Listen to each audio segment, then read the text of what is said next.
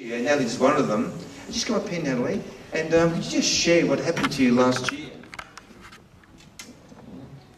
Last year I had a really bad back. I'd been diagnosed with cauda equina a few years before that and had emergency surgery on my back. Then 2 years later my back digressed really quickly. It got to the stage where last year I needed a double disc replacement, and there were a few issues there with actually having it done.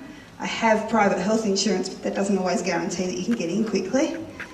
I'd had to finish work because the pain was increasing. I'd been put on morphine and that was having to be increased because it just wasn't cutting the pain. Until I turned up here on the Friday night in a fairly desperate situation because I didn't know how I could afford to not have the operation, and I wasn't sure how I could afford to have the operation, and really couldn't see what my future held. And turned up and had prayer for my back, and it was instantly healed. I went home that night with more movement in my back than I had for a long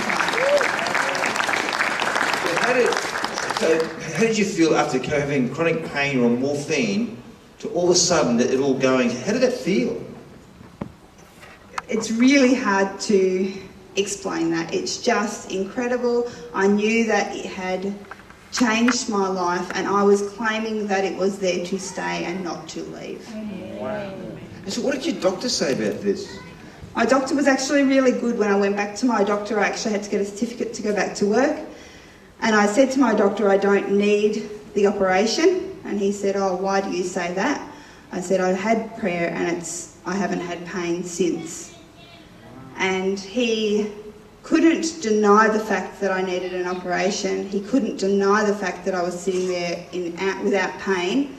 And he said, well, you just keep praying. What a hell of a share that, Natalie. God bless you.